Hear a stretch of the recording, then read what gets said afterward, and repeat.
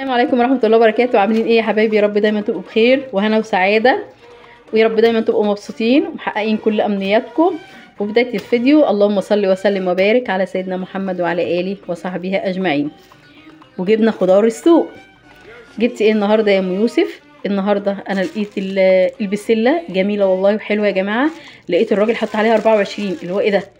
ازاي ده؟ انا في اول السوق سأل عليها والله تاني خضري وقال لي ب 40 جنيه، وهي فعلا ماسكه عندنا في 40 واخر النهار بتبقى 30. ده بقى لقيته حط عليها ايه 24 جنيه. فاللي هو ايه ده ازاي؟ طب يا عم انت البسله قال لي ب 24 جنيه. فلقيت فعلا الناس مشتريه على 24 جنيه، ما صدقته طبعا. تمام، ربنا يا رب يرخص الحاجه ويهدي ايه الناس كلها. رحت جبت 2 كيلو بسله منهم 24 جنيه. ولقيت عنده الجزر جميل. بصوا الجزر اللي هو عارفين انتوا اللي هو اللون البرتقاني الجميل الحلو ده بتاع الشتاء. لان انا استحاله اشتري جزر في الصيف يا جماعه.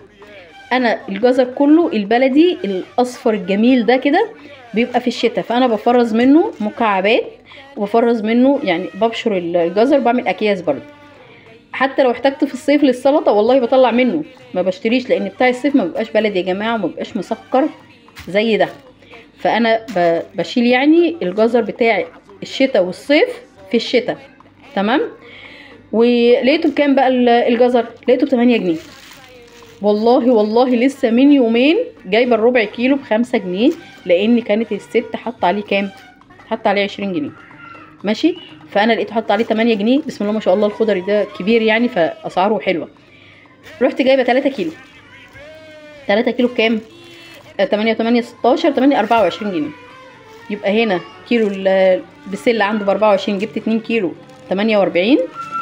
وهنا ال3 كيلو ب 24 جنيه. فكره يا جماعه دي حاجه طبعا احنا بنشيلها وبنرميها، بس هي بقى بصوا باقي الجزر كله اللهم بارك يعني حاجات ايه، حاجات حلوه طبعا. دي معروفه ان هي في الاخر بتبقى كده يعني. ماشي. القلقاس عنده اللي لقيته ب 25 جنيه. تمام. رحتي انا خدت دي، انا بوزن الواحده يا جماعه بتبقى وسط، لان انا بعملها هي الواحده بتبقى في كيس طبختنا يعني، فزي ما بتطلع بقى. راح قال لي ب 16 جنيه. قال لي بكام؟ ب 16 جنيه. ودول كام؟ ودول 3 خضره. ماشي. الخضره لقيتها عنده بجنيه ما شاء الله، يعني هي مش كبيره قوي يعني، بس لا حلوه يعني. مثلا ال3 دول هيعملوا لي كيس محترم يعني، كيس حلو، كيس خضره حلو ب3 جنيه. احنا يا جماعه كنا بنجيب الواحده هي بس كده عودين 3 ب5 وب7 جنيه. تمام. فدول يعملوا لي كيس حلو محترم يعني. تمام. طيب انت برضو ما قلتلناش. طب انت بتقولي انا مثلا مصروفي 100 جنيه وانا بمشي بال100 جنيه. طب انت جبتي الحاجات دي كلها ازاي؟ انا يا جماعه اتحديت نفسك ازاي؟ فهمينا برضو.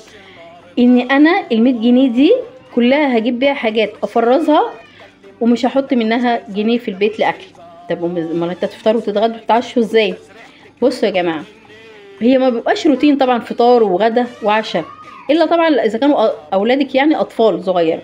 انا اولادي عشان في مدارس ودروس، فاللي هم بيفطروا الصبح تمام، وبيجوا على اخر النهار بياكلوا وجبه الغدا يعني.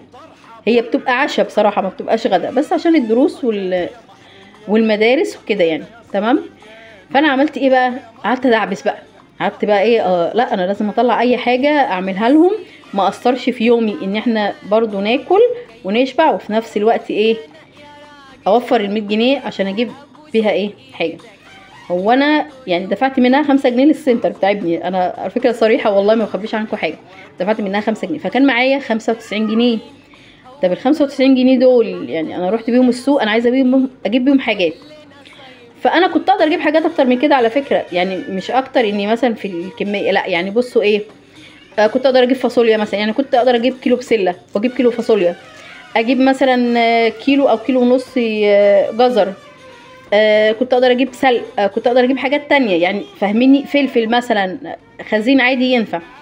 بس انا ما حبيتش كده بصراحه. انا جبت ال2 كيلو زي ما قلت لكم، الواحده ب 24، الكيلو ب 44. وجبت هنا ب 24 جنيه ال3 كيلو، ودي قال لي ايه ب 16 جنيه، وجبت منه ال3 خضره. لقيت نفس صرفه كام بقى من ال95؟ 91 جنيه. رجعت ب4 جنيه. بصراحه انا كنت اجيب بيهم فلفل، يعني انا لقيت الفلفل حلو عنده ب 16 جنيه، كنت اجيب بيهم ربع كيلو فلفل، كان هيتفرم برضو يبقى كيس محترم. بس بصراحه ما جبتش، رجعت بال4 جنيه عادي يعني. تمام. فدول كده ب 91 جنيه. ما طبعا هتقولي دي كميه قليله عن ال 91، والله ابدا. يعني دي هتعمل لنا كيس حلو، دي برضو هيبقى هتعمل لنا كيس حلو. ال2 كيلو البسله دول. تمام. ممكن انا هعملهم 5 اكياس، يعني ال2 كيلو، لان طبعا انا هزودها بالجزر، فهعملهم 5 اكياس. وباقي الجزر على حسب بقى ما انا هبشره او هقطعه، هنشوف هيطلع لنا كام كيس برضو. فانتوا والله انتوا شايفين كده ان مش كتير، بس لا والله هيعملوا اكياس حلوه واكياس هتنجز معانا.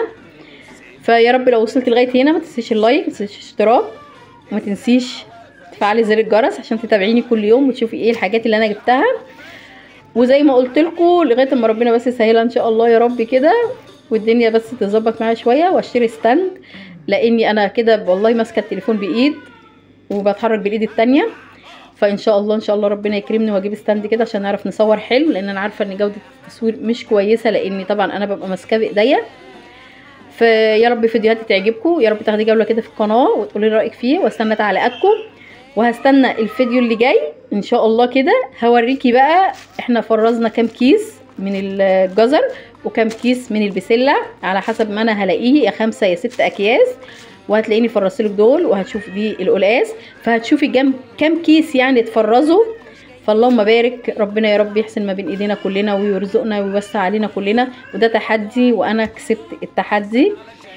ف يعني ايه هقول لكم ايه تاني؟ يعني بجد انت لو عايزه تعملي حاجه هتعمليها، لو عايزه فعلا تعملي حاجه هتعمليها. انا اتحديت نفسي وطلعت اكل من التلاجة، وهنقضي النهارده هناكل عدس فضل ونعمه من عند ربنا. اولادي هيفطروا فطير وعسل وجبنه برضو فضل ونعمه، انا ما قصرتش في يومي، انا بس دعبست كده وطلعت وقضينا اليوم من اللي موجود في البيت، انا ما زنقتش نفسي. وايه والتحدي انا طلعت قده، وربنا يكرمنا ان شاء الله يا رب العالمين، ويا رب القناه بتاعتي تعجبك. ما تنسيش تعليقاتك الحلوه، شجعيني ان انا انزل كل يوم فيديو، وقولي لي انت بتعملي زيي ولا لا. ويا رب كلكم تبقوا بهنا وسعاده، واقدر اقول لكم السلام عليكم ورحمه الله وبركاته.